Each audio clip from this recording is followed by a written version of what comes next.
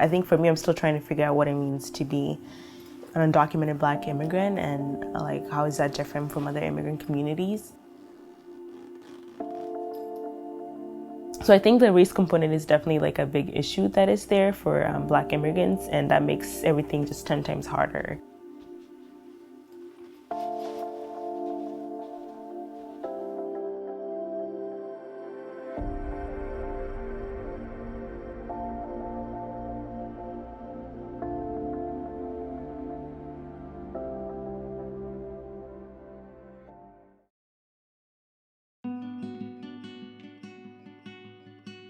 I was born and raised in Kenya. My mom had me when she was very young, just out of high school. My father wasn't around, so it was tough for her. She went to Canada first when I was really young, so she had to make that tough decision of having to migrate and leave me behind and kind of come and, get a better future and figure out her life.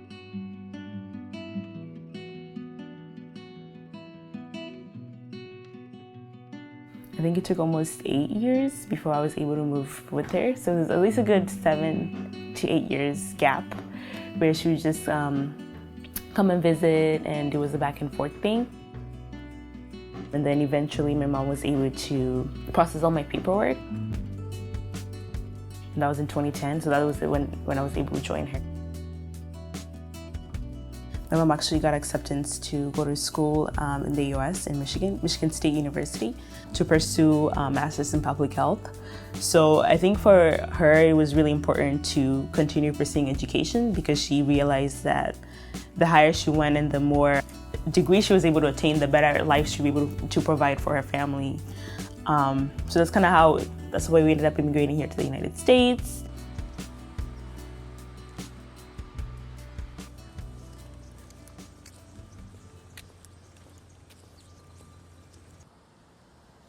I go to the University of California, Irvine, and I am a public health science major.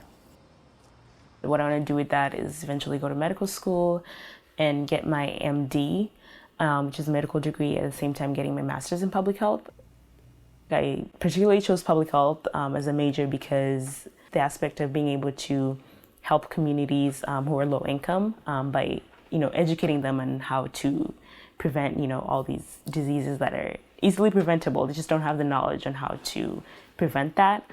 So educating them on that, and also like being a doctor in case actually do have to treat people, and being able to offer that service.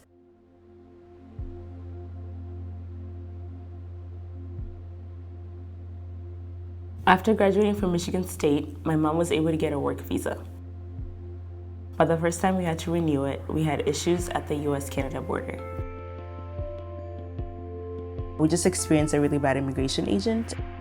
I don't know if he was having a bad day, whatever reason, but he was very sent on deporting us back, me and my mom, because both of my siblings were citizens. So that was a really bad experience. We had to wait there for 7 hours. They wanted to deny her entry back to the US because they were like, oh, we don't trust your reasons for being here. And she had all this proof that she'd already gone to school and stuff like that. It was almost morning time. So for the night, we stayed there till almost 6 a.m. in the morning. And I think the head of the department came and asked him what's going on with his family? Why are they being held here? What's happening? And he explained the situation to them, but she was very understanding, and she immediately processed our paperwork and everything and let us go through.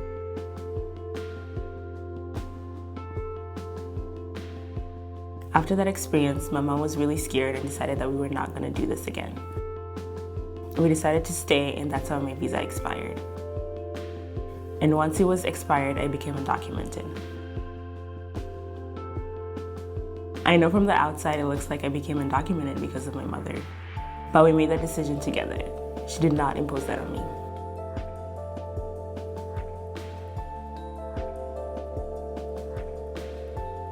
But obviously at the time when I was in high school and middle school, I didn't really know what that meant, because I didn't really have to work, and I didn't have to do anything that had required me to have a social security number.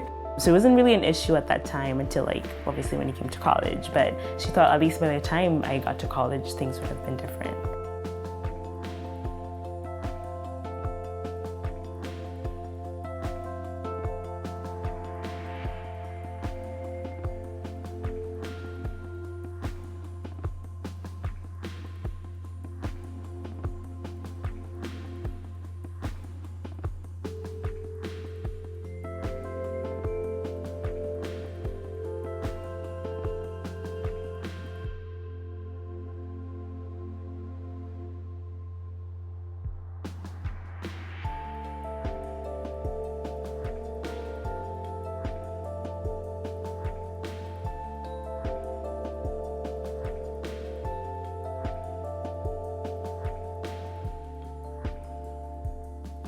AB 540 allows undocumented youth who meet certain requirements to go to college and pay instant tuition. However, AB 540 does not grant you financial aid. That's where the California DREAM Act comes into play, where due to AB 130 and AB 131, which is known as the California DREAM Act, you have access to state-funded financial aid. And so you have to do an application online, provide your parents' income and whatnot. Based off that, you receive like the Cal Grant pretty much. And then the universities also give you some sort of financial aid from their funds. And for me, I'm someone who wants to pursue medicine later on, and that's something that I know if you don't have DACA, then you can really get into that field.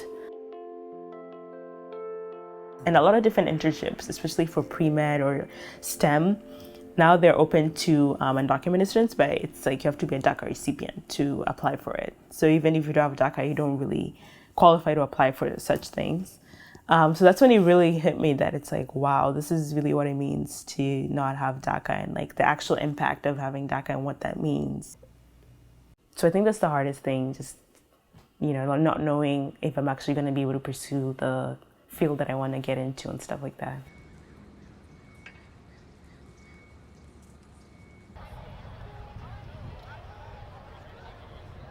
Yeah, we should at least put the two in. Let's do the middle first. Now if I can do the middle first? We are here at the Winter Quarter Involvement Fair at UCI at Aldrich Park, the famous Aldrich Park. We are boothing for our org, Sapphire, which stands for Students Advocating for Immigrant Rights and Equity. Yes, as you can tell. And we're just trying to spread out the word out of our org and trying to recruit new members. We're an undocumented-led student organization on campus. We're the only one actually who's an undocumented-led student org. And we mainly focus on just raising awareness on undocumented student issues, providing resources for them, doing collaborations with outside orgs. So you want to learn more about how you can support, you know, undocumented folks or immigrants in general, sign up for a newsletter.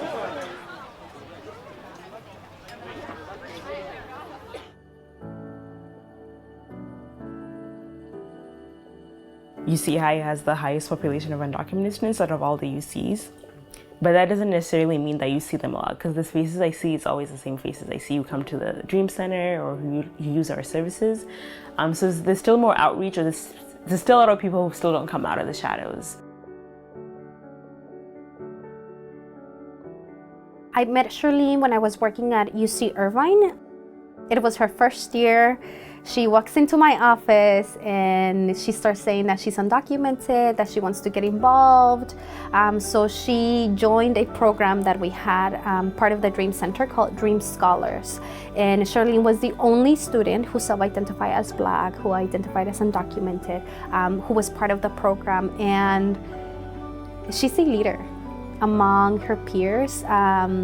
And I think because she didn't have any other option but to advocate for herself, at the same time she started advocating for more students, right? So very quickly she started feeling very comfortable with me and just students at the office as well. So she started raising issues about diversity. She started sharing issues and raising awareness a little bit more about Black immigrants, right? And undocumented Black immigrants as well. But I think I was the first Black undocumented student who was able to actually kind of come out within that space and decided to put myself out there and be in that class, because obviously I was the only Black person in it. And I think coming to college just kind of empowered me just to be open and be visible, because I think that's really important for also other people to acknowledge that there's also other narratives within this undocumented community. The population of African immigrants in this country, in particular, has grown like exponentially over the past 10 years.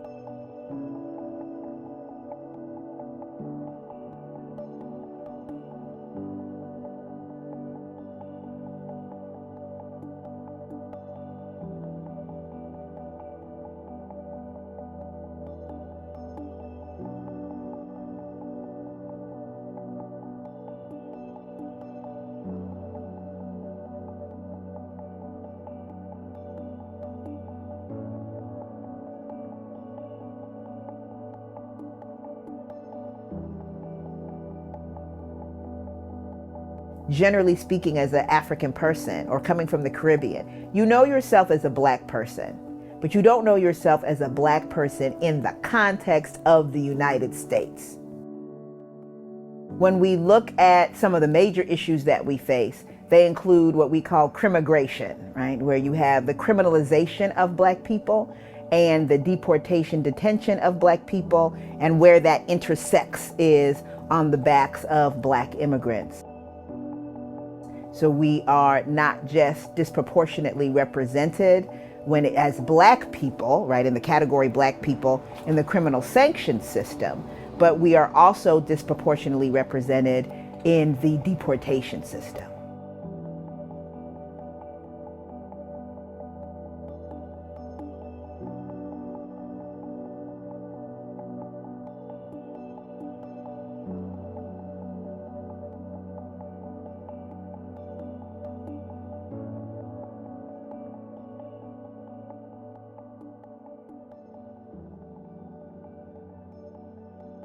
When you look at the percentages of people deported after a prior conviction, when you look at Asia, the percentage is 38%. When you look at North America, the percentage is 45%. When you look at Black folks overall, so looking at the continent, the Caribbean, all the places that Black folks can be found, it's 76%, right? When you look at folks from the Caribbean, 83%. Meaning you only have a 17% chance of not being deported if you're from the Caribbean and you have a prior conviction. And of course, as we know, prior conviction doesn't mean murder, it doesn't mean robbery. It can be that brother who was in the 90s selling Louis Vuitton instead of Louis Vuitton, right? Who got busted for that and went to jail or got probation, got out, and now they're facing that problem. So crimmigration is a huge problem.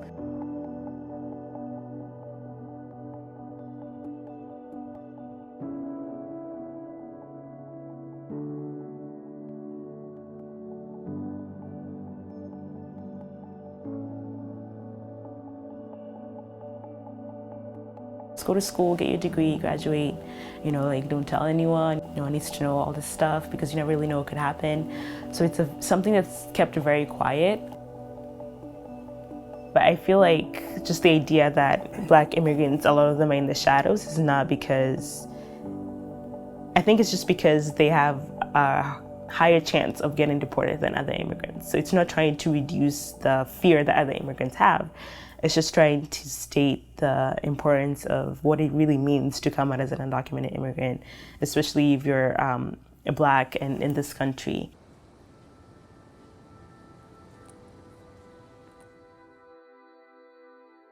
What has been challenging, at least this past year, was being non-DACA and being surrounded by a lot of people who have DACA.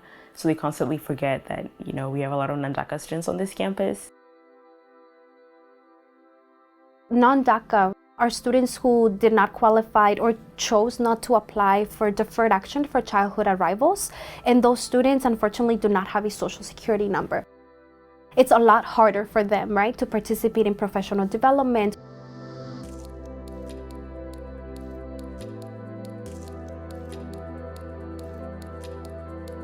Last year I worked at the Dream Center, but because I don't have DACA, they weren't really able to pay me. So I had to do it through a different program where I would get units, class units. But then at the end of the year, I was like, I want to get paid next year for my labor and for the work that I do. So that's kind of how I started advocating and just, being more of an activist for non-DACA students on this campus.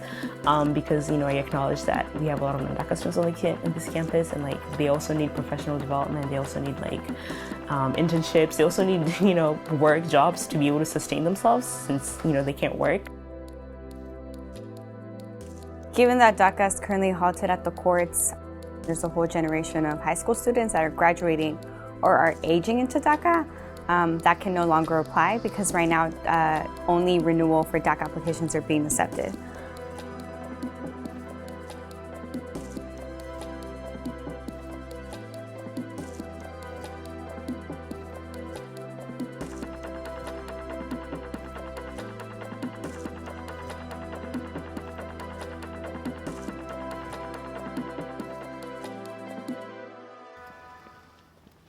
This is going to be an issue in the long term anyway, so the university needs to start focusing on it now because they're going to have to transition to that because There's people who right now are able to work because they have DACA, but what about in 2 years when all the undocumented students don't have DACA? Are they not going to be able to work anywhere on campus just because of that?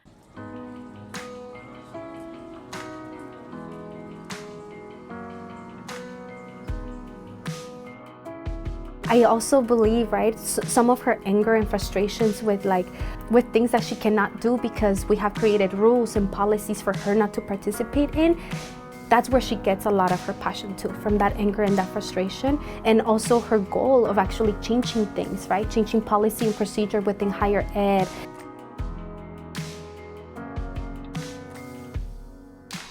And so she was constantly providing solutions to the problems that we had, right? For example, she was extremely successful at advocating and establishing a program for non-DACA recipients to participate in professional development, but also be compensated for it.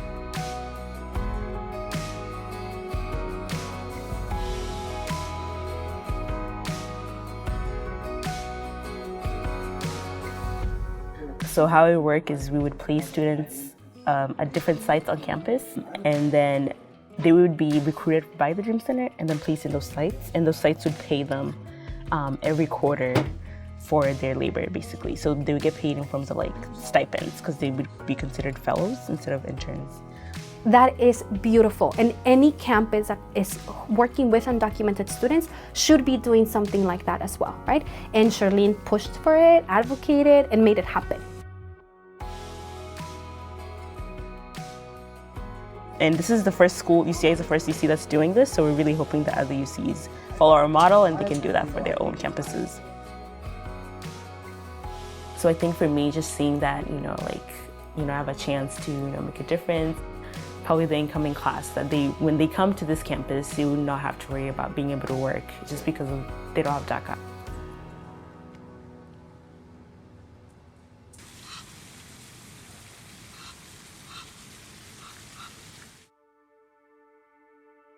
The fact that I'm in college is, a testament to the fact that, a lot of undocumented youth don't even have the opportunity to go to college. So just knowing that this accomplishment is also a big accomplishment within my community, and that I have to, keep grinding, keep finding ways to get through challenges and hardships.